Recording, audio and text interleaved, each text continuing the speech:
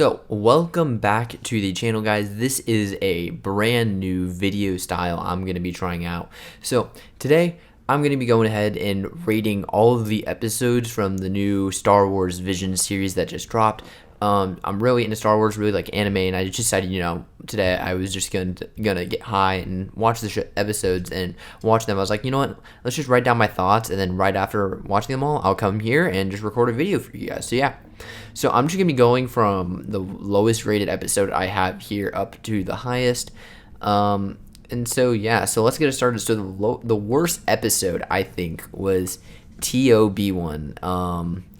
And just so so hold up, before I get into this review of this episode real quick, this is going to be there are going to be spoilers for every episode. Like I'm going to go in depth in the ones I kind of want to, and then kind of give you like what happens and talk about what happens, what I like, and a lot of what I like is because of like the endings and stuff. So I will be going over that. So if you don't want to have anything spoiled, watch them and then come back here and then you can get my review. So yeah, so the lowest rated one I'm going to give is TOB1. And just some of the notes. So this one was interesting because this was a little bit this was like in the middle of the showing of the series. And it had a very odd animation style, to say the least, for me. Like it had, so the main character TOB1 was like he looked like Astro Boy. Like if he looked like Astro Boy, just all white. And then like the father figure who made him, he looked like some Disney character, like someone from a Disney or Pixar movie. So it felt really, really out of place to have them two together, because like the animation styles were kind of clashing a little bit, if I'm honest. The professor really didn't look like he belonged in the world at times because of like the way he kind of looked compared to how the robot boy did. And this was just kind of like a really kind of boring episode. Like, in Star Wars you can have those type of boring episodes, but like this one was just one where it was like nothing happened and I would not want to go back to it, because the whole time TOB1 is just trying to like search for kyber crystals, and then like he suddenly has force sensitivity, which is interesting to me because I thought droids couldn't have force sensitivity in the Star Wars universe. Maybe I'm wrong there. I could just be completely wrong, but like I don't remember any other droid at any time having force sensitivity like this. And then like it gets so absurd to where he ends up calling an Inquisitor to them with his powers, and he ends up fighting the Inquisitor, and like holding his own, and ends up beating the Inquisitor. Like how does that happen? Like it was like, and yeah, his father did end up giving himself to the Force and like gave him that Force talk in the middle of it, but still, like, that's very unrealistic, and it kind of took me out of a lot of it, and it was just boring like halfway through. Them bringing the Inquisitor, having like a lightsaber fight at the end, try to bring it all back together, it didn't really work for me. So this one gets the lowest rating, and it's a rating of a 4. And this is a rating 1 through 10, so a 5 is average for me. I'm just going to go there and say that. A 5 is going to be like an average. So 4 is below average. Not that good. Something I would not be like going back to at all, if I'm being honest. Alright, next up we have Loop and Ocho. So this one was a little interesting. I thought they were going to go into a full CGI animation, and then it kind of like it teased it at the beginning with the way the Star Destroyer looks, and then they go back into the hand-drawn animation. And this one's more of that realistic look, so it's not really cartoony. Like they make people look like people, if you know what I'm saying. They make it look as realistic as possible. And it was kind of interesting at first, because at first it kind of felt like a slice of life, like like a slice of life anime in Star Wars, like this bunny runs away Loop runs away from like the Empire, and then gets adopted by this rich family, by this rich clan on another planet, and then like she becomes like part of the family, they're like all lovey-dovey, but then the Empire attacks. So like it's kind of like that for the first part. Then the Empire attacks, and then, or not the Empire attacks, but the Empire like comes into power, and then there's conflict in the family. And this one kind of goes in a very predictable manner. There's conflict in the family. The main daughter, Ocho wants to go one way, the father wants to go another.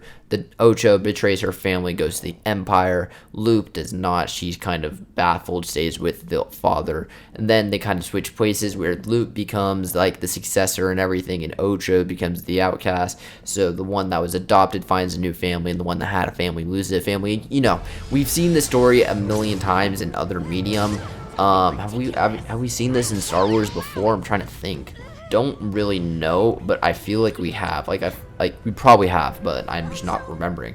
So it was a pretty generic story. But I will say that even though while it was generic, it was a really the animation was really nice, and the fight at the end was very, very good, and that does help a lot of this. For this rating, because even though it had a generic story, it had a very good fight. The background of the fight, and when they're fighting in the hangar, you have the cherry blossoms out behind. It looks beautiful.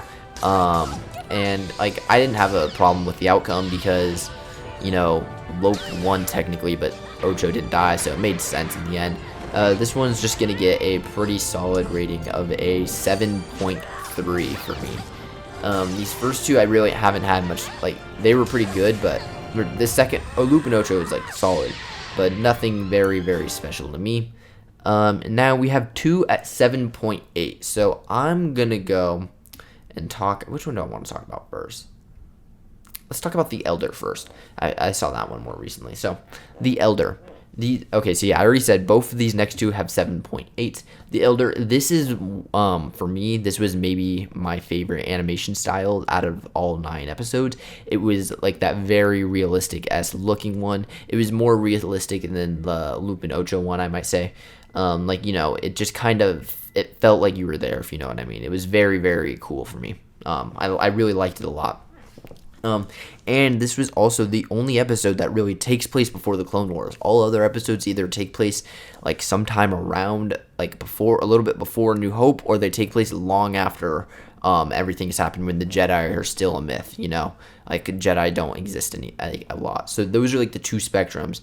Now getting back to The Elder. So this one was a little bit predictable in the way it turned out. It was still pretty interesting to watch though. So this one, the master senses a disturbance in the Force. They go to a planet, they check it out. Then the Padawan wants to fight, so he takes on the job that'll get him more action. He ends up fighting a Sith, an old Sith Lord, maybe. They don't really know. It seemed like he was an ancient, he was an older Sith, and then just kind of left the Sith Order before it kind of collapsed in on itself in that Sith Empire time. So he fights. One cool thing about that the Sith was, and this is what I pointed out, where I really liked how in a lot of these animations they would go for the samurai swords and katana as lightsabers. So they would sometimes they would just have the hilts as samurai swords and just have the regular blade. Sometimes they would have the hilt as a samurai sword and the whole blade comes out like a samurai sword, looking like that. And that both really helped and made both of the some of the fight scenes and stories. It still made it feel like anime, but still Star Wars, if you know what I mean. And I really like that balance sometimes.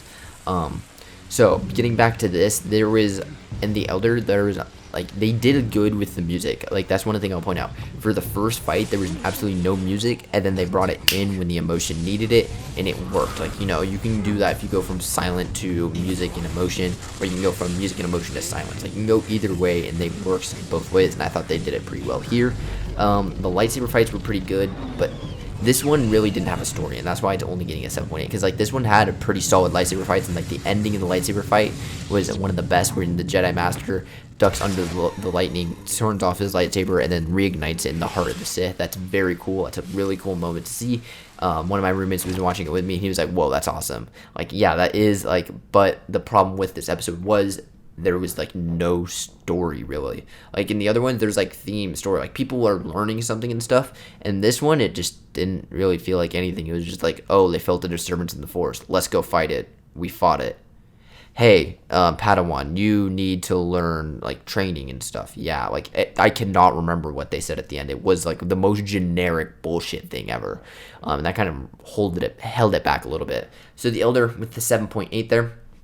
Now the other 7.8 we have coming in, and this one was the first episode, and this is I'm really glad they did this one as the first episode, because this one really served as a good entry point and showing how much they were going to do with this.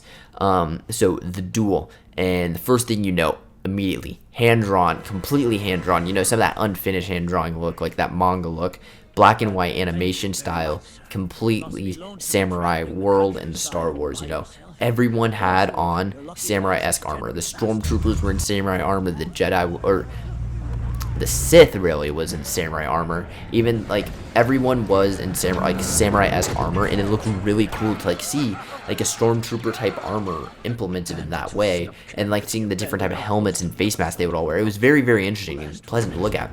And one thing I will say with this black and white animation that I loved was everything was black and white, and then the lightsabers and blaster bolts and some of the lights, those were the only colors. So it would be black and white, and then you would just see bam, the green of a blaster bolt, the red of a lightsaber. It was really interesting.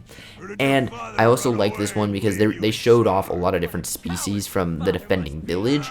And I really liked the pro droid they had that had swords and was being controlled by a character that looked like Sebulba. That was really interesting. I loved some of the artistic licensing they took with the opening of this fight. And this is where you see the umbrella lightsaber from the trailers, and it looks fucking amazing. And it's even cooler because it's just an attachment, so it's not that's the actual lightsaber. It was just an attachment, she throws it off and fights differently. And I really like that concept of an attachment for the lightsaber. It's kind of something we've seen a little bit with Ezra Bridger's lightsaber with the gun on the end of it.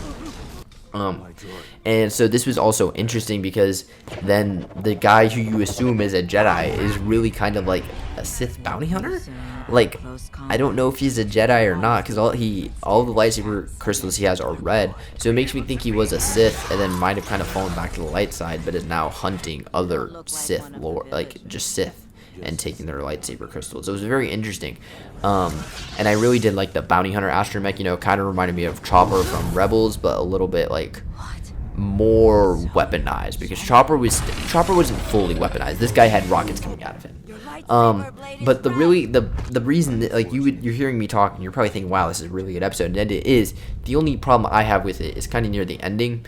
It's a little bit predictable and a little bit boring, if you ask me, the ending of it. But everything else was really, really good, and I thought this was a great opening to the show. And the music also makes me lose some of the scale of what Star Wars is known for. Some of the other ones, like I said, with the one before this, with where was it? With the Elder, I said how the music did help with the emotion. With this one, the music playing in the background was really quiet, and sometimes I don't even know if it was fully original, which I wouldn't have an issue with. But it sounded like they were trying to play Duel of the Fates. I couldn't really tell because it was all so quiet. I couldn't hear it. But besides that, this episode was very good. Another 7.8 there. And then, so that was the Duel. Moving on to the next episode, and I think that is, yes. So we have The Village Bride next. And this one's pretty interesting to me because it starts out with this explorer and what is an old Jedi Padawan that's run away from her past. We've seen that before with a lot of Jedi after Order 66. They kind of ran away from their past and ran away and hid. So that's kind of what's happening here, but she's on a planet, it kind of seems like it's a very rural planet. That's what I'll say. It's a very rural planet, very Japanese-esque culture, which I really, really like. They have this old just style culture, and that it just feels like Japan, it's up high in the mountains. The bride and the groom are going up the mountain to go see a sacred place, and it's just very beautiful to kind of see at the beginning. And what's very interesting is because it's kind of a rural planet, they kind of delve into the idea that these people, because they're more connected to nature, they're more connected to the Force. And I really like that idea. Even though they might not call it the Force, they call it something completely different, but it still is the Force. It's just they just call it something different than everyone else because they're kind of a less civilized planet, you might say, because they don't really show much technology compared to some of the other planets we have seen in Star Wars. It seems like one of those more rural planets. And I really kind of like that they delve deeper into that idea of the Force and and them being closer to nature brings them closer to the Force.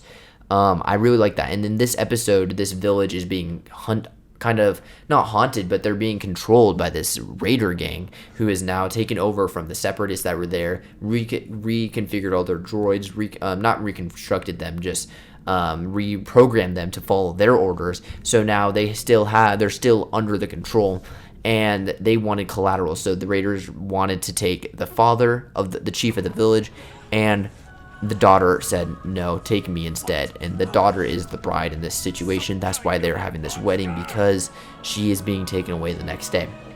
And this is kind of something we've seen before. A daughter stepping up to take her father's place. Like, we've seen it most prominently in Mulan.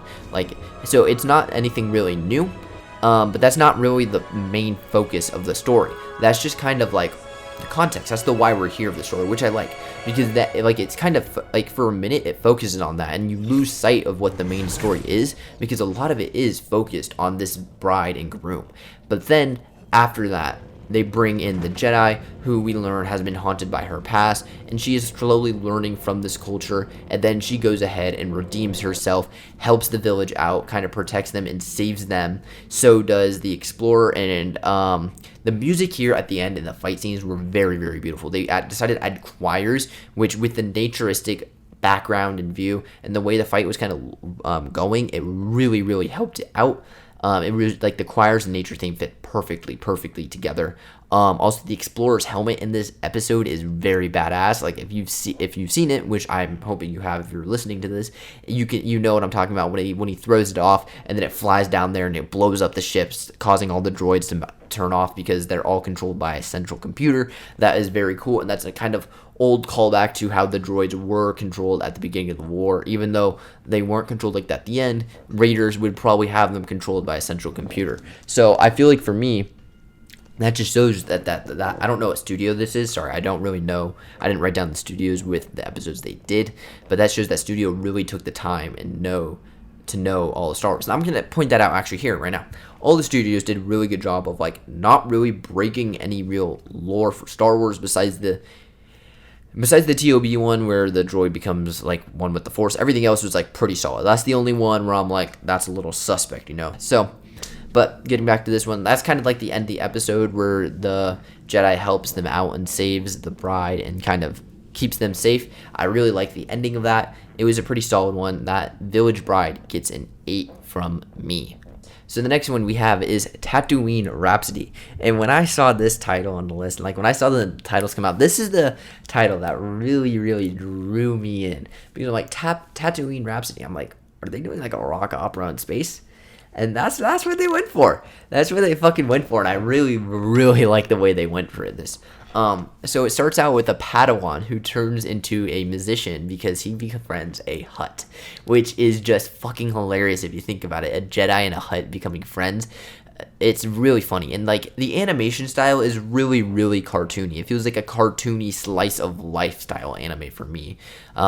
Really, really interesting. And now this is the anime. This is the one where we get Boba in it. He's not a main character, sadly, but he still is a prominent figure. He's like the main protagonist throughout the episode, and I really, really like him when he's on screen.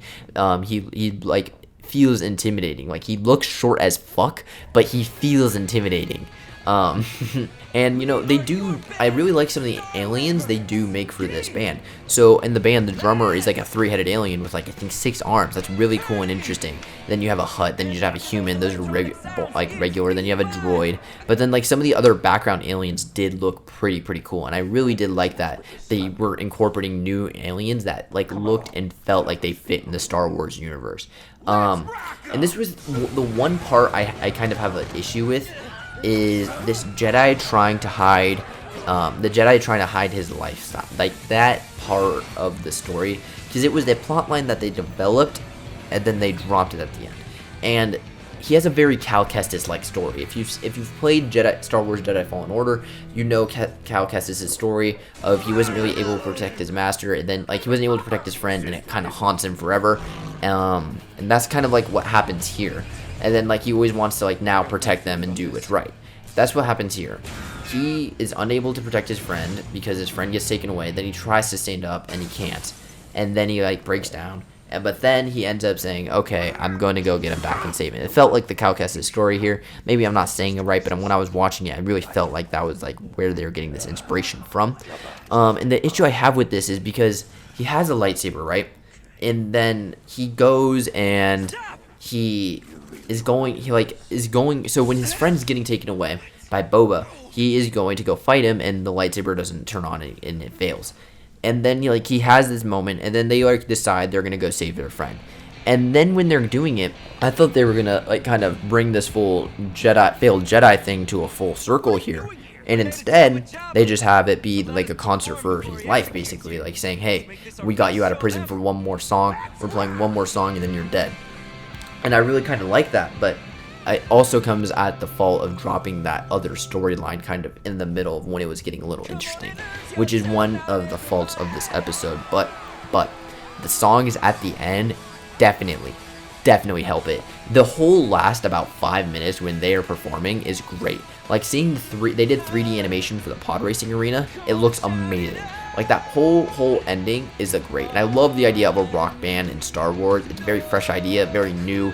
The only issue I had with it was the main singer being a Jedi, which just kind of dropped halfway through, and it was like his lightsaber is now just his mic. Like, yeah, that's interesting, and it shows like that he kind of changed his path. Maybe that's what they were going for, that he just wanted to change his lifestyle. But I thought they were gonna maybe kind of keep it there and kind of work it in. I don't know. I feel like him being a Jedi did not have anything to do with the story. Like, they didn't have to make him a Jedi at all, and it could have been the same story, if you know what I mean. It could have just been a friend a guy who's down on his luck who befriended a Hutt. That could have done the same exact purpose. So that's the only thing I have against it. But besides that, the ending is beautiful and amazing. The last 5 minutes are perfect, and this episode gets an 8.5 from me. Like, that ending really does help it out a lot.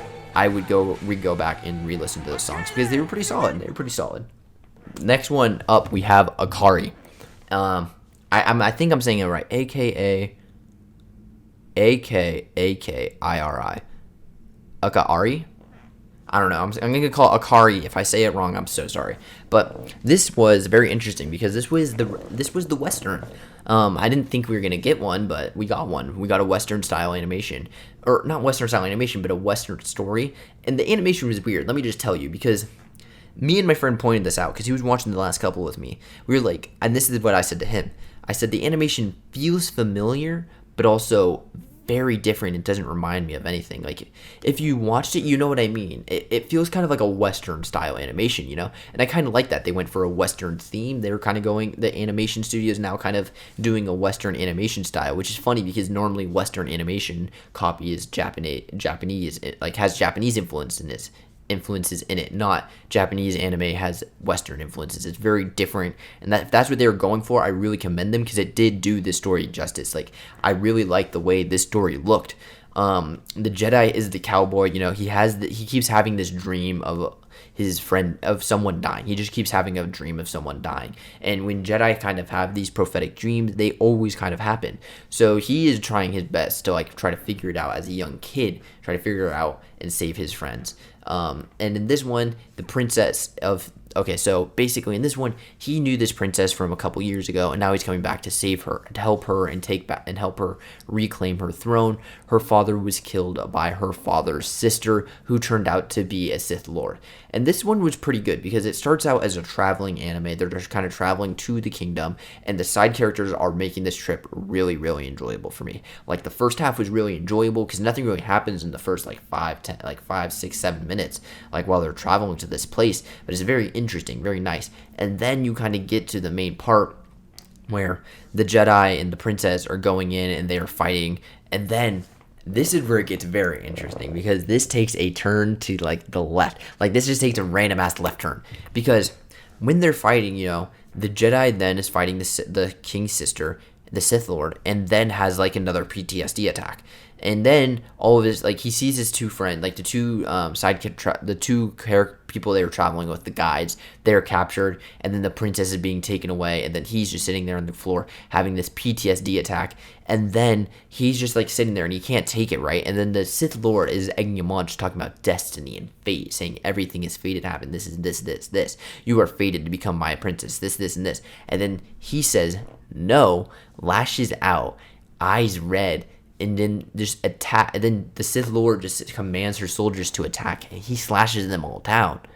But what he doesn't realize is the last one isn't a soldier. It's the princess with the mask on. And he can't take it because that's the death he's been seeing all along. I love this story. This story was really, really good. And, like, it really just kind of came out of nowhere. Because, like, it kind of just, like, we were like, wow. Like, they really just did that. They really just did that. So it was pretty interesting. And then, what I didn't really expect even further, the Jedi just fell to the dark side. Like, he immediately was like, okay, I'm going to help. Like, he was like, the Sith Lord was like, I can help you bring her back. They bring her back, and then he just goes with her and joins the dark side. I was like, oh, he's not even, okay. I was like, well, I thought you were going to maybe try to avenge her, but no, you're just going to fall to the dark side. Like, yeah, you saved her life. Like, you made her alive again. Well, you didn't save her life. You made her alive again after you killed her. And then you fell to the dark side. Like, very interesting ending. And that was Akira, and that one was a pretty solid one. Like, the music didn't leave any impression on me, if I'm being honest. Actually, was this the jungle music? I think this one might have been like the jungle-y music. I don't know. I can't really remember the music in this one, but this one was a good episode. I'm giving it a rating of 8.6. Yes, that was the bottom of the bottom. Okay, so that one was part of the top 3. So Akira is part of the top 3 at an 8.6. Now we're going to number 2 in the order in the list, and this one was pretty solid. The Ninth Jedi, sitting in at number 2 on the list. It opens up with a Mark Hamill narration. And if that's not Mark Hamill, I feel dumb as fuck because I am 99% sure that was Mark Hamill that opened up that narration. Anyway, it was pretty good, and it really had that kind of like, you know, anime style animation. I don't know how to really say it, but if you watch it, you know, like, yeah, you feel like you're watching an anime, if you know what I mean. It doesn't feel like Western animation. And it was really interesting because the whole time they set it up and they're like, yeah, so there's this Jedi calling out, or there's this guy wanting to restart the Jedi Order, and he's going to give these new Jedi, like, this is far off, way, way later in time.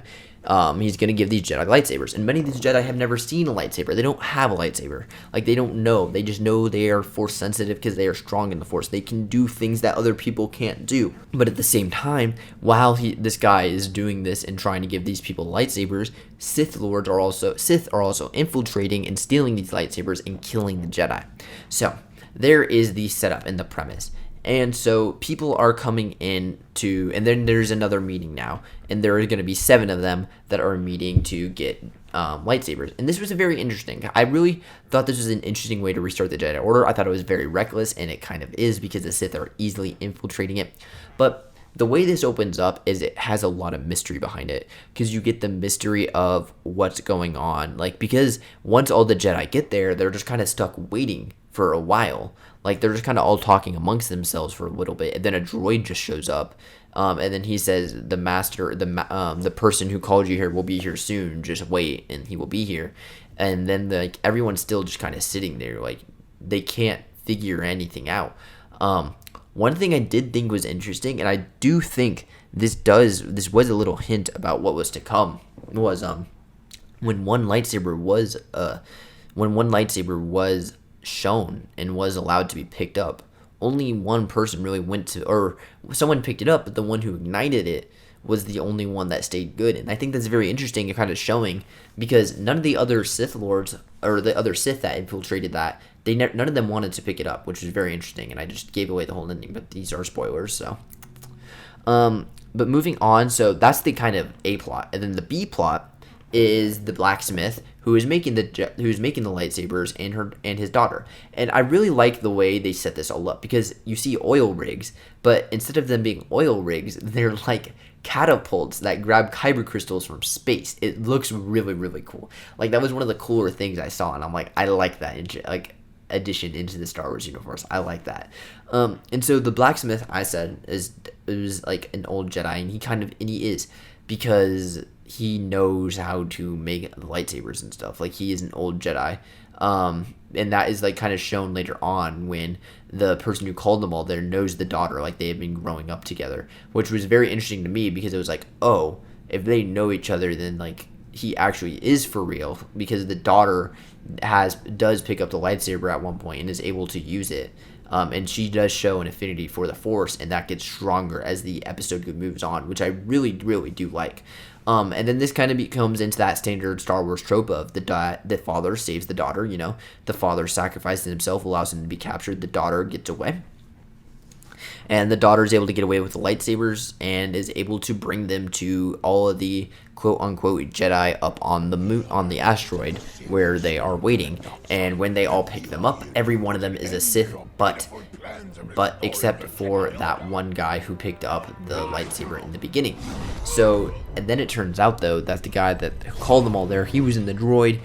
A whole fight breaks out, and I really thought this fight was interesting. Because some people might say, how the hell was this little girl able to hold her own in this whole fight? None of these people have lightsaber training besides the guy that came out of the fucking, the robot. He's the only one that has formal lightsaber training out of all of them. Maybe some of the Sith have some lightsaber training, but not a lot, because remember, this is a lot of their first times holding lightsabers. Why else are they there to get a lightsaber? Because they would have already had one themselves if they were true, like, real Sith. Come on now, people. So, I really thought that was interesting, and I really liked that they allowed that, because of that, they allowed the characters to hold their own. It was really interesting fight.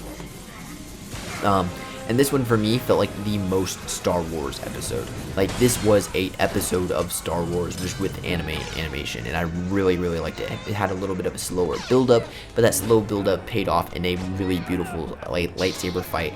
I thought it was really great. The Ninth Jedi, that's going to get an 8.7 form out of me. Now, we're going to move on to the number 1 episode. And this is the one where they put this episode, this was the 3rd episode in, and I'm like, wow. They really wanted to lead heavy with, like, one of their best. Because this is the twins. And the twins, I really liked this idea. Like, I picked up on it really fast, and I was like, oh yeah, this is Star Wars.